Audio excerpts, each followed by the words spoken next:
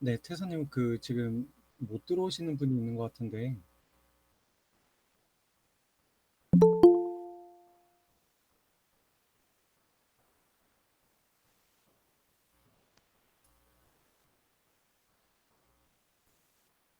네, 알겠습니다.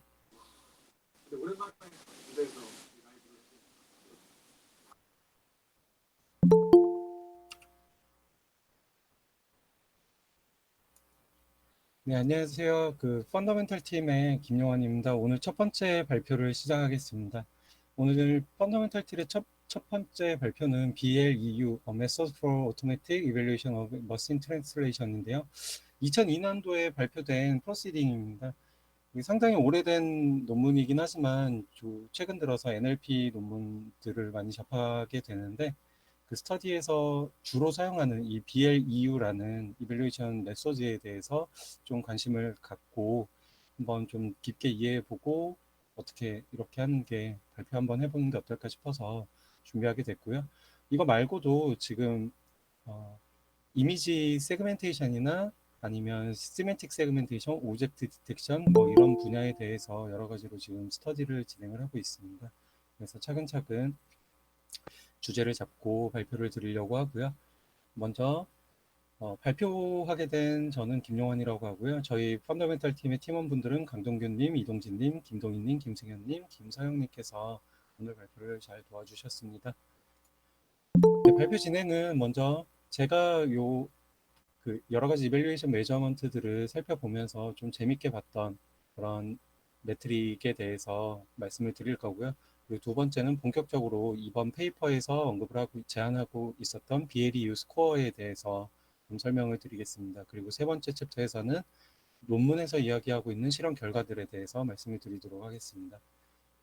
첫 번째로는 우리가 에큐러시를 매저할 때 있어서 상당히 다양한 방법으로 논문에서 제안을 하고 있었습니다. 뭐 마이크로 에큐러시라던가 매크로 에큐러시 그리고 탑 앤 에큐러시 뭐 이런 방법들이 있었는데 이제 각각에 대해서 좀 살펴보자면 마이크로 에큐러시는 우리가 일반적으로 알고 있는 샘플 와이즈 에큐러시라고 볼 수 있습니다.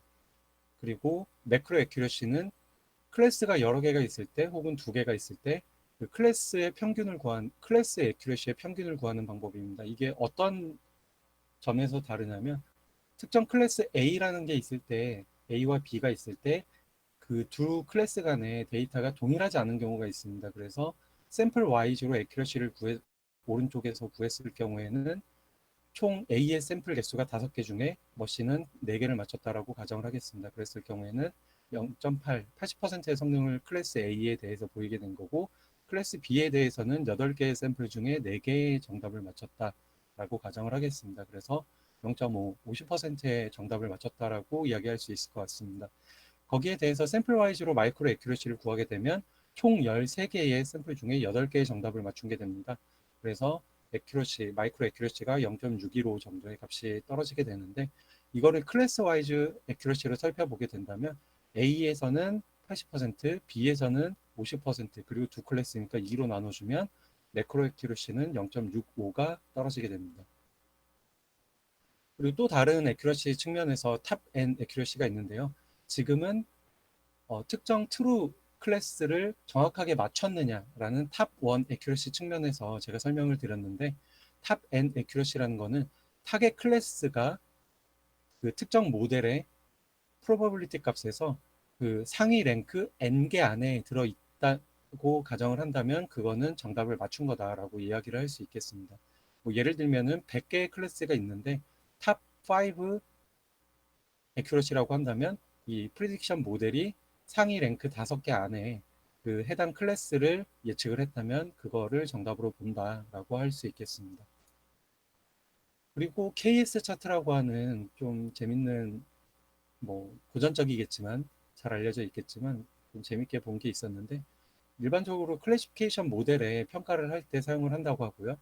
이게 이렇게 좀 그래프로 보여질 수 있고 또 이렇게 차트로 정리가 될 수 있을 것 같습니다. 그래서 true positive ratio, false positive ratio 그리고 이 KS 차트를 인터넷 검색해 보시면 percent right, 뭐 percent wrong 이런 식으로 표현을 하는 경우가 있는데 트루 파지티브 레이쇼와 펄스 파지티브 레이쇼라고 이해를 하시면 될 것 같습니다. 그래서 X축으로 스레숄드를 0.1에서 0.2, 0.3 이런 식으로 1까지 저희가 스레숄드를 가정을 해서 시뮬레이션을 해봤을 때 그 트루 파지티브 레이쇼와 펄스 파지티브 레이쇼가 이렇게 줄어드는 것을 볼 수 있습니다. 그렇게 봤을 때 이 둘 간의 갭이 가장 커지는 시점이 그 해당 스레숄드, 가장 옵티멀 스레숄드가 될 수 있다라고 가장 옵티멀 스레숄드를 찾아 나가는 그런 방법 중에 하나가 되겠습니다. 일견 우리가 ROC 커브를 얘기할 때 있어서 특정 옵티멀 포인트에서 가장 가까운 유클리디안 디스턴스를 구해서 옵티멀 스레숄드를 찾는 방법과 유사하겠습니다. 그래서 이 디스턴스 1,0으로부터 디스턴스를 구해보면 y축을 1로 보겠습니다. 구해보면 0.5와 0.4 앞서 KS 차트와 동일하게 이 0.5와 0.4 스레숄드에서 가장 가까운 옵티멀 포인트라는 것을 볼 수 있습니다. 그래서 KS 차트와 ROC 커브 그리고 이 둘 간에는 거의 유사한 관계를 가진다라는 것을 볼 수 있겠습니다. 컨셉은 다르지만 의미는 동일하게 되겠습니다. 그리고 AUC 커브에 대해서도 이 아래의 면적이라는 거 이렇게 한번 짚고 넘어가 보겠습니다. 네, 그리고 이제 본격적으로 NLP 이밸류에이션에서 많이 사용이 되고 있는 퍼플렉시티, PPL에 대해서 한번 알아보도록 하겠습니다. 이 PPL이 자주 쓰이는 이유는 언어 모델에서 자체적으로 성능 평가가 가능한 지표이기 때문에 많이 사용이 된다고 하는데요. 이 PPL이 측정하는 방법은 그 확률 분포도에서의 uncertainty를 정량화하는 방법을 통해서 그 인트린식 이밸류에이션을 진행이 됩니다.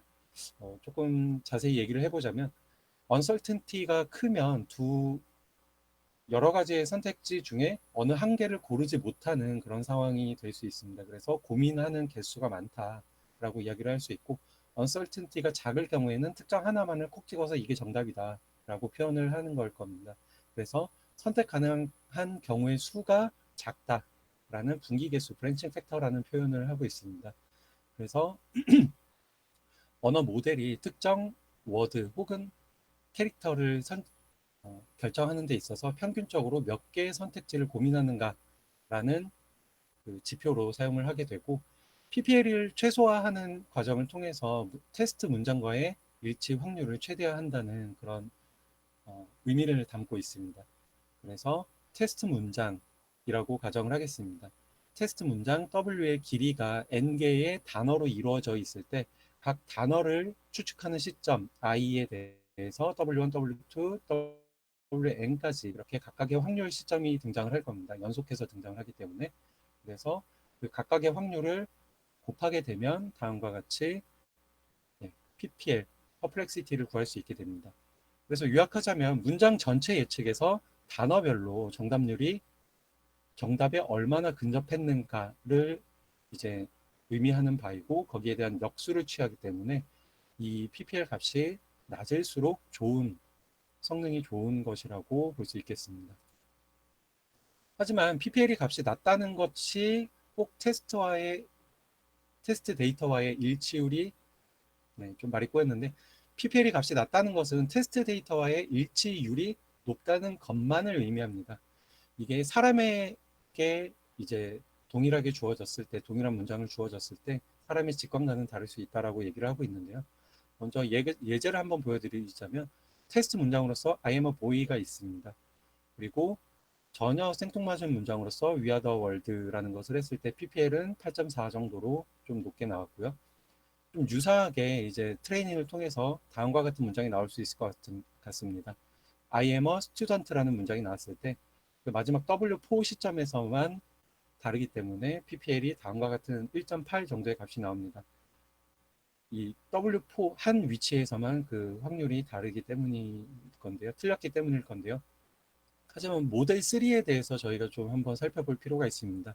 모델 3에서 예측하기로는 student am a boy 라는 결과값을 냈습니다. 이게 사람이 직관적으로 봤을 때는 이게 전혀 문맥상 맞지 않는 문장인데 틀린 위치가 이 스튜던트 한 곳밖에 없어서 I am a student와 student am a boy의 퍼플렉시티 값이 동일한 값을 내보이는 그런 결과가 나오게 됩니다. 그래서 사람의 직관과는 많이 다르다 라는 것을 주의해야 되는 거고, 그리고 또 다른 점은 PPL은 테스트 데이터에 상당히 의존을 한다고 합니다.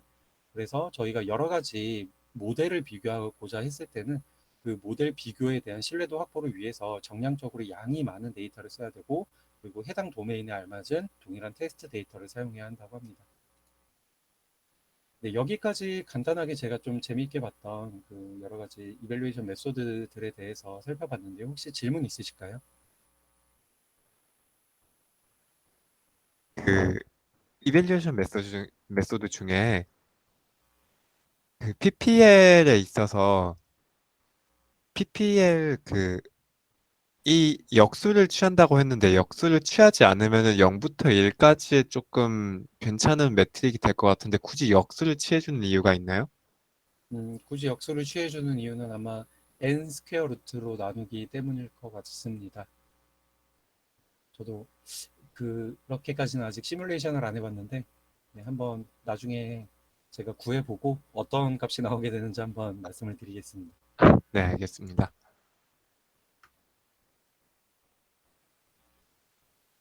네, 그럼 다음 챕터로 넘어가 보겠습니다. 이제 이 해당 논문에서 BLEU 스코어를 제안하고 있는데, 이 BLEU 스코어를 다음과 같은 이제 메커니즘으로, 이런 다이어그램으로 계산을 한다고 합니다. 기계 번역 결과가 있을 거고요. 혹은 특정 번역 결과, 우리가 테스트하고 싶은 모델로부터 나온 그 테스트 결과가 있을 겁니다. 문장이 있을 거고, 그리고 실제 번역 결과, 우리가 레퍼런스라고 하는 그런 데이터가 있을 겁니다. 그래서 둘 간에 이제 n 그램이라는 것을 계산해서 각각에 대한 프리시전을 계산을 합니다. 그런데 이 논문에서는 그냥 일반적인 ng램을 사용하면 안 되고 모디파이드 ng램을 이용을 해야 된다라고 제안을 하고 있습니다. 거기에 대해서는 뒤에 자세히 말씀을 드리고요. 그리고 이 ng램을 이용해서 각각의 1부터 4g의 프레시전을 구해가지고 거기에 대한 기하 평균을 구하고, 그리고 브레이비티 페널티라는 것을 이용해서 그 기계 번역 결과가 내놓은 문장의 길이에 대해서 페널티를 부여를 해야 된다. 그리고 둘을 곱해서 BLEU 스코어가 나온다라고 이야기를 하고 있습니다. 이 다이어그램을 살펴봤을 때 먼저 짚고 넘어가야 될 게 n그램과 모디파이드 n그램 그리고 브레이비티 페널티라고 생각을 했습니다. 그래서 차근차근 한번 알아보겠습니다. 이 n그램이라는 게 스태티스컬 랭귀지 모델의 일종이라고 하는데요. 기존 SLM의 한계로서 훈련 코퍼스 데이터셋이라고 볼 수 있겠습니다. 훈련 코퍼스에서 테스트 확률을 계산하고 싶은 문장이나 단어가 존재하지 않을 수 있다라고 이야기를 하고 있습니다. 그래서 확률을 계산하고 싶은 이 테스트 문장이 길수록 코퍼스, 우리가 훈련에 사용했던 해당 문장이나 레퍼런스에는 그 비교 대상이 존재하지 않을 가능성이 높다라고 이야기를 하고 있습니다. 그래서 n그램은 그 문장 전체를 문장 내에서 단어 혹은 뭐 이제 캐릭터라고 표현을 할 수도 있겠죠. 이제 그런 단어나 이런 서브셋으로 분할을 해가지고 부분 정확도를 계산하는 방법을 이용을 하고 있습니다. 그리고 연속한 단어의 부분 집합으로 확장해 나가면서 계산을 해 나가고 있는데요. 이게 선뜻 이해가 되지 않지만 다시 한번 이야기를 해보면 서브셋을 한 단어로만 구성을 할 거냐, 유니그램이라고 표현을 하고요. 그리고 연속된 두 개의 단어를 한 서브셋으로 구성을 할 거냐, 바이그램이라고 합니다. 그리고 트라이그램, 그리고 n그램까지 이어 나갔을 때 이게 마치 슬라이딩 윈도우를 이용해서 여러 개의 단어를 이제 붙여서 윈도우 사이즈 n을 늘려나가는 그런 모양이라고 보시면 되겠습니다. 그래서 예시로서 unadorable little boy spreading smiles라는 문장이 있을 때 n그램, 유니그램에서는 이 문장 총 7개의 단어로 구성되어 있는 문장 중에서 서브셋은 총 7개의 단어가 되겠습니다. 그래서 unadorable little boy is spreading smiles입니다. 그리고 이 바이그램으로 저희가 확장을 해봤을 때 그 서브셋 개수는 n-1, 6개가 될 겁니다. 그래서 2개의 연속된 단어가 이렇게 서브셋으로 구성이 되고요. 네, 리틀 보이까지. 그리고 트라이그램, 다음에 쿼드라그램이라고 표현을 하기도 하는데 이제 4그램부터는 그냥 숫자로 표기를 한다고 합니다. 그래서 이렇게 7그램까지 갔을 때에는 마지막 전체 문장이 하나의 셋으로 나오게 됩니다. 그래서 이 n그램의 정확도 측정 방법으로서는 이제 프리시전이라고 얘기를 합니다. 좀 예제를 살펴보면서 한번 스텝 바이 스텝으로 따라가 보겠습니다. 그 어떤 모델이 내놓은 결과가 캔디데이트 1, 캔드 1이라고 하겠습니다. 어떤 모델이 총 7개의 단어를 내놨는데 on만 내뱉고 있습니다. 그리고 특정 모델 2에서는 unadorable big guy is spreading smiles라는 결과를 내놓았습니다. 하지만 레퍼런스에서는 unadorable little boy is spreading smiles입니다.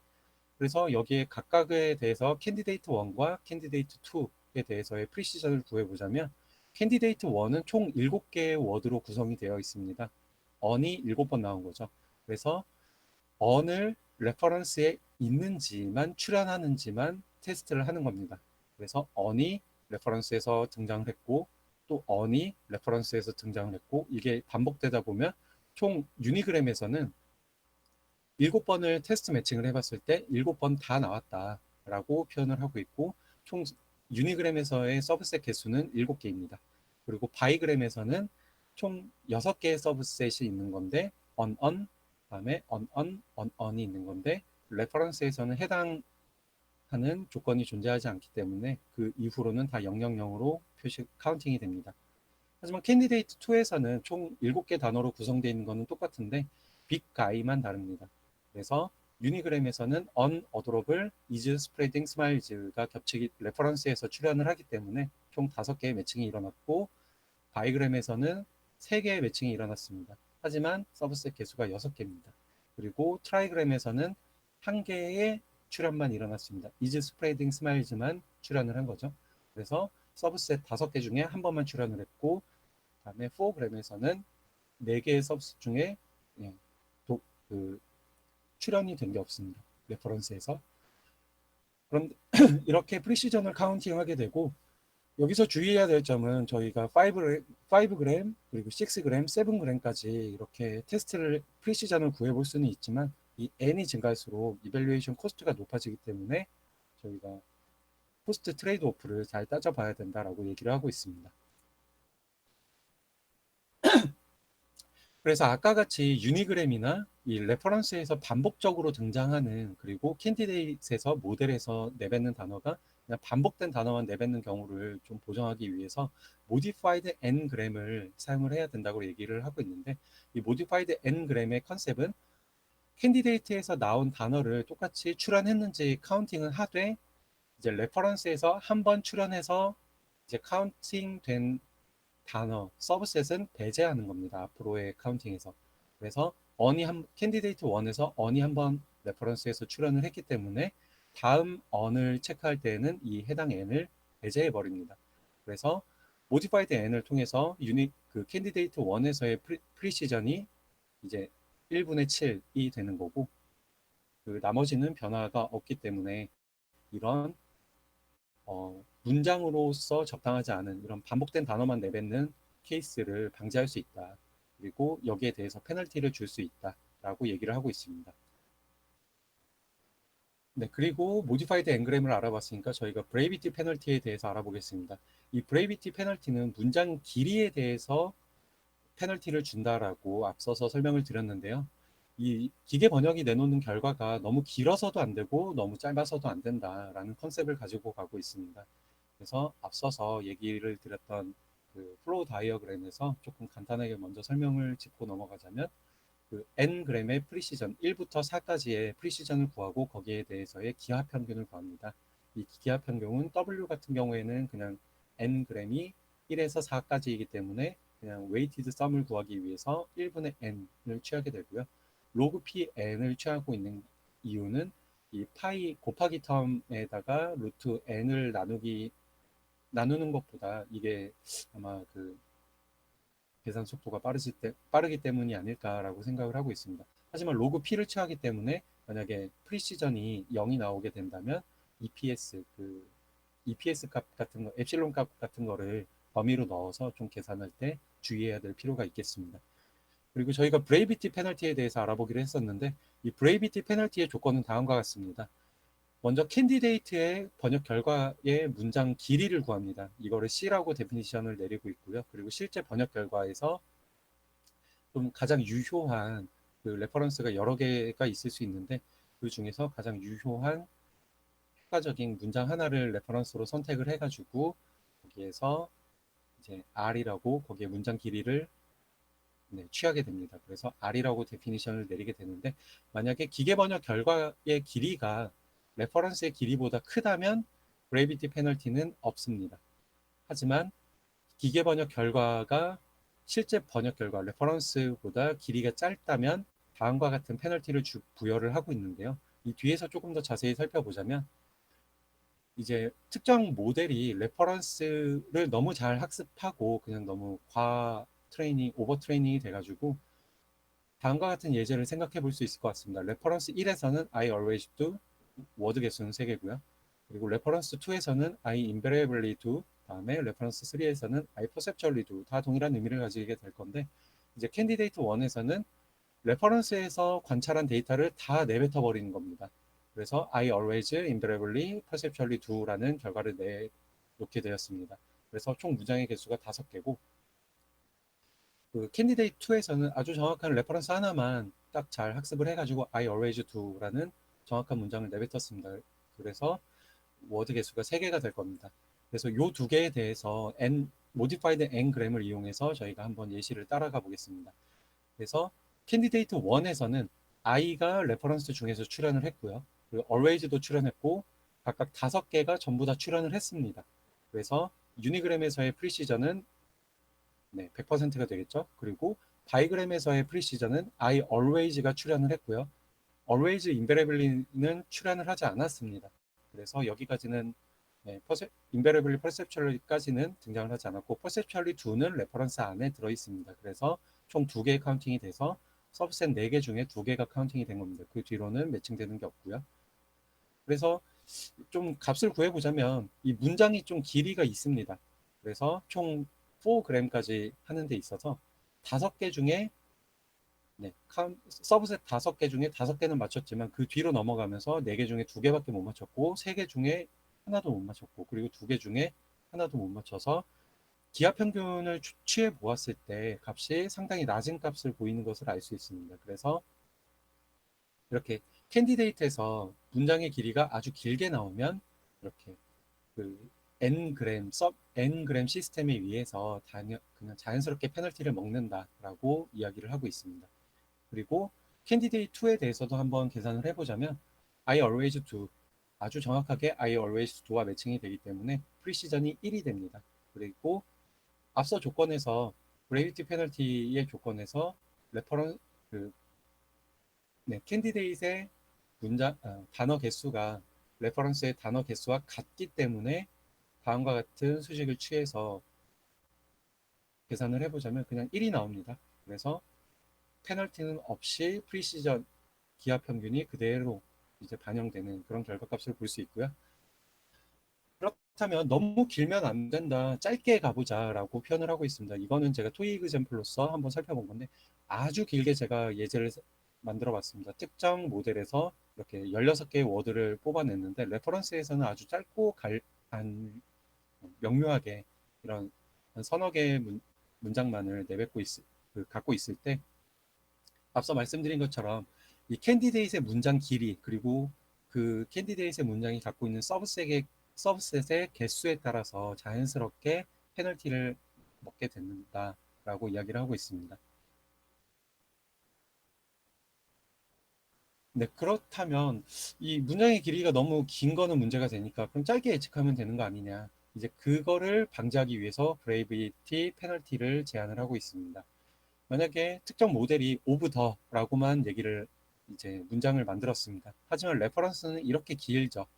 레퍼런스 1에서는 16개의 단어 개수를 갖고 있고 2에서는 18개 그리고 3에서는 16개를 가지는 레퍼런스로 학습을 했는데도 불구하고 캔디데이트에서는 오브 더라는 것만 아주 짧게 내놓았습니다. 이렇게 됐을 경우에는 일반적인 기하 평균만 구하게 된다면 이제 2개의 문장 중에 2개가 다 매칭이 됐고 그리고 다이그램에서 1개의 서브셋 중에 오브 더라는 게 출현을 했습니다. 그래서 1개가 되고 나머지 3g이나 4g까지는 계산을 할 수 없기 때문에 나라 넘버로 표시를 해서 기하 평균만 구했을 경우에는 100% 정확도가 나옵니다. 하지만 브레이비티 페널티 수식에 의해서 이렇게 문장 길이를 페널티를 구하는 수식을 살펴보자면 이제 0.00065 같은 이제 페널티가 부여가 되게 됩니다. 그래서 이 브레이비티 페널티와 기하 평균 값을 곱해서 최종 BLEU 스코어를 계산을 하게 돼서 결국에는 너무 짧은 문장을 내뱉게 되더라도 브레이비티 페널티에 의해서 이제 그 값이 BLEU 스코어의 값이 보정이 되는 그런 네, 절차를 보여주고 있습니다. 네, 여기까지 그 BLEU 스코어를 구하는 방법에 대해서 알아봤습니다. 엔그램과 모디파이드 엔그램 그리고 브레이비티 페널티를 이용해서 너무 긴 문장과 그리고 반복해서 등장하는 문장 그리고 너무 짧은 문장에 대해서 어떻게 페널티가 적용이 되는지 그리고 그 페널티들을 어떻게 반영을 해서 BLEU 스코어가 나오게 되는지에 대해서 알아봤는데요. 혹시 여기까지 혹시 궁금한 점이 있으실까요? 안녕하세요. 저는 그 13페이지에 modified engram에 대해서 질문이 있습니다. 네네. 아, 그 혹시 그 만약에 레퍼런스에 네. on이 이제 두 번 등장했다면은 네. 이제 candidate 1에 on을 이제 modified 그 engram 해줄 때 on을 한 번까지 허용해 줍니까? 아니면 두 번까지 허용해 주나요? 네. 두 번까지 허용합니다. 그럼 on이 많이 나오면 많이 문장에 레퍼런스에 많이 나왔다면 그 개수만큼 허용을 해주는 건가요? 네, 맞습니다. 예, 알겠습니다. 감사합니다. 네, 혹시 다른 질문 있으실까요?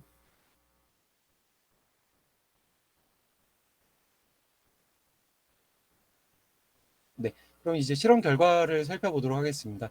이 모디파이드 엔그램을 이용한 정확도를 측정하는 데 있어서 이게 좀 유효할까라고 실험 결과를 살펴볼 건데요. 실험 세팅은 다음과 같습니다. 그 사람이 번역을 했고요. 그리고 기계 번역 모델을 통해서 이 둘 간의 번역 결과의 차이를 살펴보고 그리고 이 유니그램, 바이그램, 그리고 트라이그램, 포그램까지 이렇게 문장의 연속성 여러 개의 서브셋을 붙여서 단어를 붙여서 테스트를 해봤을 때 어떤 결과가 나오는지 살펴보자면 어, 총 4개의 레퍼런스 종류를 가지고 127개의 문장에 대해서 4개씩 레퍼런스를 가지고 이제 저희가 BLEU 프리시전을 계산을 한 겁니다. 그래서 사람이 번역한 것과 그리고 머신이 번역한 특정 결과에 대해서 살펴보고 있습니다. 그래서 사람이 번역한 결과가 머신보다 상당히 높은 성능을 보이고 그램 수 n 자체가 증가할수록 그 프리시전 자체가 이렇게 쭉 낮아지는 결과를 보인다고 하고 있습니다. 그래서 아직 사람이 머신보다는 낫다라고 보이고 있고요. 그리고 좀 다른 측면에서 그 휴먼 트랜슬레이션과 그리고 일반적으로 저희가 시중에서 뭐 커머셜 머신 트랜슬레이션 시스템이라고 하는데 이렇게 비교해 보면 어떨까? 그리고 사람 안에서도 좀 랭귀지 자체에 익숙한 사람 H2입니다. 그 차이니즈에서 잉글리시로 번역을 하는 그런 세팅이라고 보고 네이티브 잉글리시 스피커가 H2고 그리고 H1은 중국어도 잘 모르고 영어도 잘 모르는 그런 번역가입니다. 번역가가 이렇게 됐고 그리고 시스템으로부터 나온 시스템 1, 2, 3이 있습니다. 그래서 레퍼런스는 두 명의 전문 번역가가 번역한 결과를 토대로 이 사람이 번역한 것과 시스템이 번역한 것들을 비교를 하고 있는데요. 이 modified ngram 프리시전을 이용해서 유니그램일 때는 기대했던 대로 H2 영어를 자연스럽게 사용하는 사람이 뭐 어쨌든 번역을 잘 했다 혹은 문장을 순서를 잘 맞췄다라거나 어쨌든 그 번역된 문장에 대해서 영어로 번역된 문장에 대해서 어느 정도 타당하게 번역을 했겠죠. 그리고 H1은 영어를 잘 모르는 사람입니다. 뭐 그래서 익숙하지 않은 사람인데 그렇기 때문에 그 H2 네이티브 잉글리시 스피커보다는 그 퍼포먼스가 낮다라고 얘기를 하고 있고 그리고 머신 트랜슬레이션 시스템들은 사람들 대비 아직까지는 낮은 성능을 보인다. 그리고 이 그램의 n이 증가할수록 그 성능은 점점 낮아진다. 그래서 사람이 머신 대비 뚜렷한 갭을 보이고 이거는 그 모디파이드 n 그램이라는 게 이 퀄리티 판단에서도 유효하다라고 이야기를 하고 있습니다. 그리고 이것을 BLEU 스코어를 계산하는 데에서도 적용을 해봤는데요. 마찬가지로 시스템 자체는 또 동일합니다. H1, H2 사람 2명이 있고 시스템 3개가 있습니다. 그리고 전문 번역가 2명이 번역한 그런 번역 결과가 있는데 BLEU 스코어를 다음과 같이 계산을 해보고 있습니다. 앞서서 말씀드렸던 것처럼 마이크로 애큐러시라는 측면으로 전체 데이터셋을 500개 문장이 있는데 그거를 그냥 단순 평균 취했을 때 그 시스템 1은 0.05 뭐 이런 식으로 시스템 1, 2, 3에서 올라갈수록 사람이 조금 더 나은 BLEU 스코어를 보인다라고 이야기를 하고 있고요. 이게 약간 부트스트래핑 결과를 유도한 건가라는 생각이 드는데 총 500개의 문장을 20개의 블락으로 나누면서 각 블락에는 25개의 문장을 이렇게 분할을 해가지고 각각의 20개 블락에 대해서의 평균을 구한 다음에 그 20개 평균에 대해서 다시 한번 민을 구하고 스탠다드 데비에이션을 구하는 겁니다. 그래서 그 20개의 블락에 대해서의 민이 이게 아까 말씀드렸다 마치 매크로 애큐러시 같은 거라고 볼 수도 있겠는데요. 그렇게 부트스트래핑이라고 봤을 때 이 앞서서의 그 전체 데이터셋을 이용했을 때의 평균과 유사한 값을 보이고 각각 시스템별로 그리고 그 값의 데비에이션이 그리 크지는 않다. 그래서 이 시스템 간의 정량적인 이제 비교를 할 때 이런 통계 모델을 사용할 수도 있겠다라고 이야기를 하고 있습니다.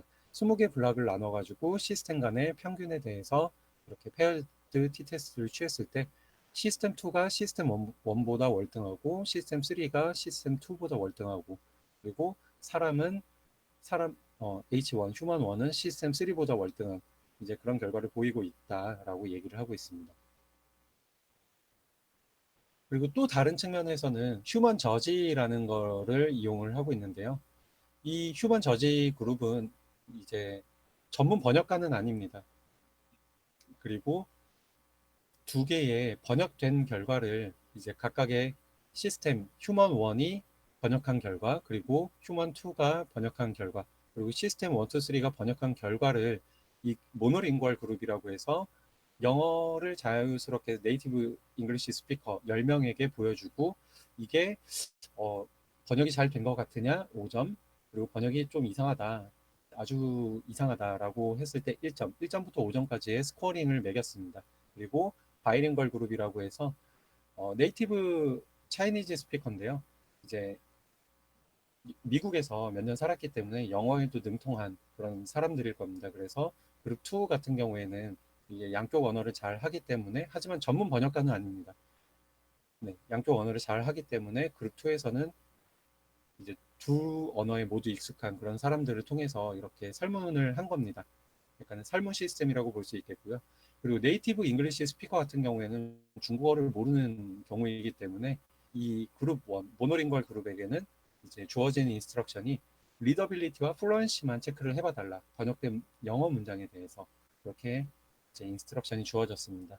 그래서 분석 결과를 살펴보자면 그 이 모노링걸 그룹이든 뭐 바이링걸 그룹이든 그 레이터 안에 그리고 레이터 간에 이런 상당히 인터레이터 베리빌리티라는 것이 있습니다. 그래서 특정 레이터가 시스템 1 그리고 시스템 2에 대해서 이제 같은 문장을 번역한 거에 대해서 스코어가 얼마나 차이 나느냐에 대해서만 이렇게 시스템 2 마이너스 시스템 1에 대한 스코어를 다 그 디퍼런스를 구해서 평균을 취한 겁니다. 그래서 시스템 1보다 시스템 2가 조금 더 높은 점수를 얻었고요. 이거는 모노링걸 케이스입니다. 왼쪽은. 그리고 시스템 3가 시스템 2보다 조금 더 높은 점수를 얻었다라고 이야기를 하고 있고 이제 앞서 얘기했 BLEU 스코어처럼 시스템보다는 사람이 조금 더 높은 그런 스코어를 얻었다라고 얘기를 하고 있습니다. 그래서 공통적으로 바이링걸 그룹과 모노링걸 그룹 양쪽에서 그 휴먼이 시스템보다 높은 점수를 받았다. 그 번역 점수를 받았다라고 얘기를 하고 있고요. 조금 다른 점은 그 모노링걸 그룹에서는 영어 번역된 문장에 대해서 리더빌리티와 플루언시만 체크를 했기 때문에 이제 H1이라고 하겠습니다. 음, 이제 영어와 중국어 둘 다 익숙하지 않은 사람이 이제 영어 문장을 이제 정리를 했을 때랑 그리고 H2 영어를 잘 아는 사람이 그 번역된 영어 문장을 정리를 했을 때를 봤을 때 이제 리더빌리티와 플루언시 측면에서 H2가 더 나은 결과를 보인다, 나은 점수를 부여를 했다라고 볼 수 있겠고요.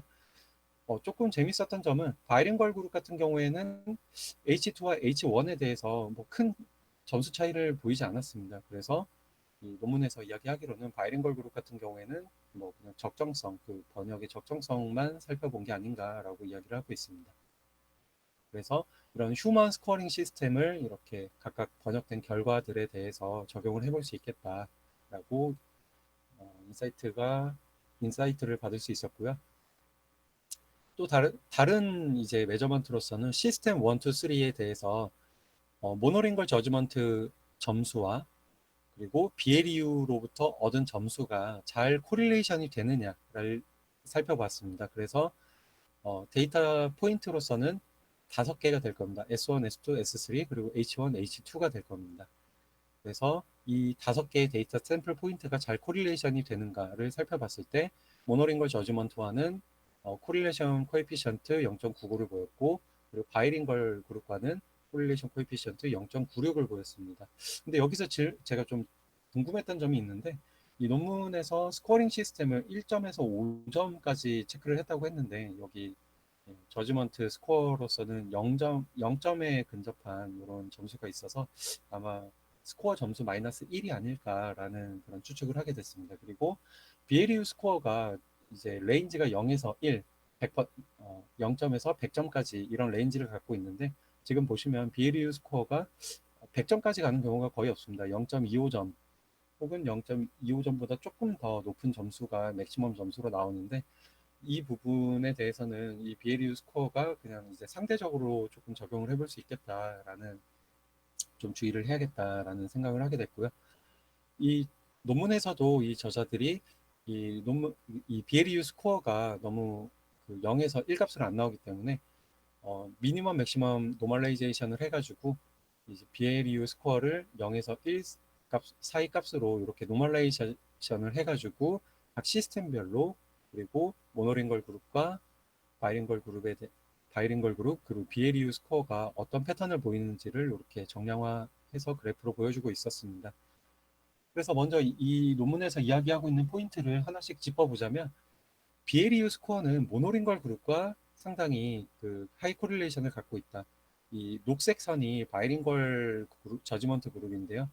그거 대비 모노링걸 그룹 빨간 선과 파란 선 BLEU 스코어의 코릴레이션이 높다라고 얘기를 하고 있고요. 그리고 커머셜 트랜슬레이션 시스템과 휴먼 트랜슬레이션 간에는 아직도 여전히 갭이 있다라고 이야기를 하고 있습니다. 그리고 바이링걸 저지먼트 같은 경우에는 그 영어 문장에 대해서 그 번역한 결과에 대해서 그 H1 그룹은 H1에서 얻은 번역 결과는 그 영어도 잘 못하고 중국어도 잘 못하는 그런 사람이었고 그리고 H2는 네이티브 잉글리시 스피커였습니다. 이 두 그룹에 대해서 이제 큰 차이를 두지 않았다 스코어에서 이제 그런 결과를 볼 수 있고요. 하지만 BLEU 스코어 같은 경우에는 그 둘 간의 차이를 크게 두고 있습니다. H1과 H2에 대해서 크게 두고 있고 모노링걸 저지먼트 그룹에서도 그 둘 간의 차이를 크게 두고 있어서 이제 모노링걸 그룹에서는 그 번역된 영어 문장에 대해서 이제 플루언시에 좀 더 포커스 해가지고 스코어링을 했기 때문이지 않을까라고 이야기를 하고 있습니다. 그래서 이제 이 BLEU 스코어도 이 모노링걸 그룹과 마찬가지로 플루언시를 잘 반영할 거다라고 이야기를 하고 있습니다. 네, 여기까지가 실험 결과였고요. 이제 NLP 메저먼트들을 좀 살펴보면서 그 앞선 발표에서 센텐스 벌트 최재규님이 발표를 해주셨는데 거기에서의 성능 평가 방법으로 활용된 적이 있어서 이 센트 이벨이라는 좀 NLP 메저먼트 이벨루에이션 툴킷으로서 좀 소개를 해드리고자 하는데요. 이 센트 이벨이라는 게 좀 유니버셜 센텐스 리프레젠테이션이라는 이야기를 하고 있습니다. 뭐 그래서 좀 다양하게 여러 가지를 분석해 볼 수 있다. 뭐 바이너리나 멀티클래스 클래시피케이션에서도 이벨리에이션 하는데 사용할 수 있고 그리고 내추럴 랭귀지 인퍼런스나 센텐스 시밀러리티로서도 본인들이 이런 이밸류에이션 메저먼트들을 잘 보유하고 있다, 툴킷으로서 보유하고 있다라고 얘기를 하고 있고요. 이 툴킷의 목적은 좀 같은 걸 쓰자, 그리고 이 배포 가능한 파이프라인으로서 좀 쉽게 쓰자라는 걸로 이제 이 툴킷을 만들었다고 합니다. 그래서 파이썬으로 잘 구현되어 있다고 하니까 이제 NLP를 사용하시는 분들께서는 이 센트 이벨이라는 툴킷을 한번 사용해 보시는 것은 어떨까라고 해서 추천드리게 됐습니다. 네, 제 발표는 여기까지고요. 혹시 궁금한 점이 있으시면 말씀해 주시면 좋을 것 같습니다. 질문 하나 드려도 될까요? 네네. 네.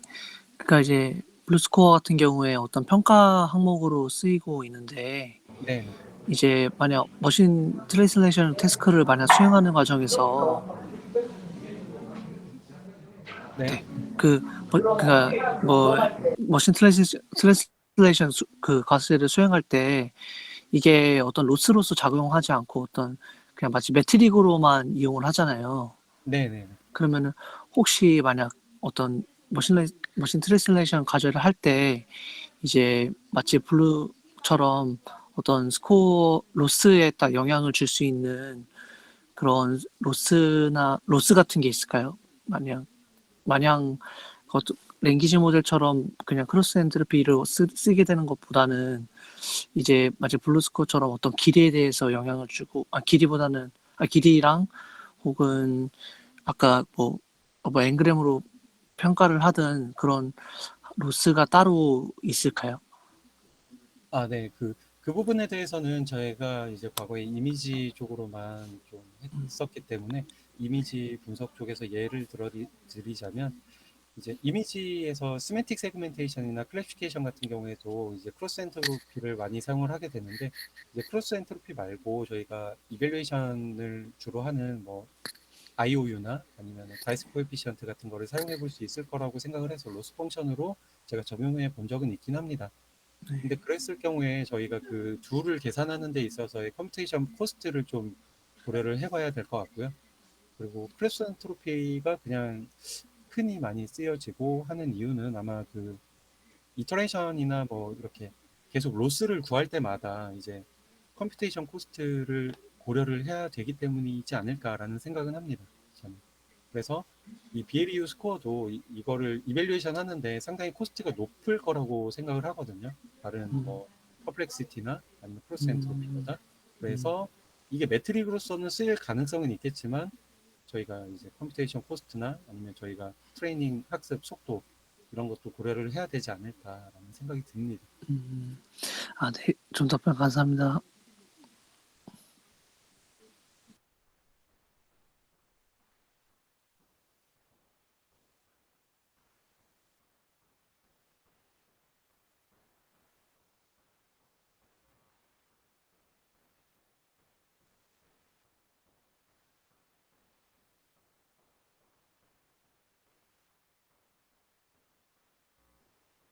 네네, 맞습니다. 사실, 이렇게 저희가, 만약 기계 번역 과제를 할 때, 단순히 이제 크로스 엔트리피로 이제 계산하게 되면은, 이제 블루에서 제한하고자 하는 것들을 어떤 로스에다가 적용할 수 없으니까, 이제 그런 로스가 있을까 해서 여쭤본 거거든요.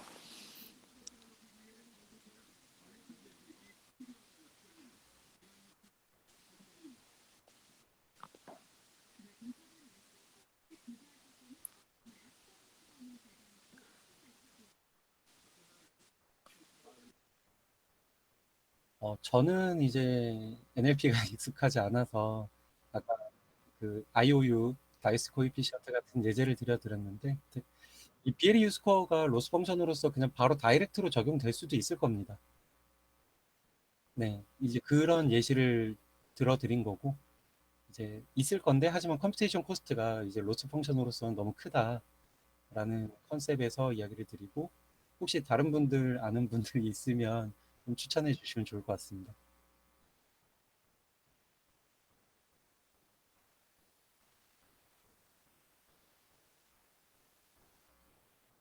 네, 다음 기회에 혹시 아시게 되면 단톡방이나 이렇게 공유해 주시는 걸로 하겠습니다.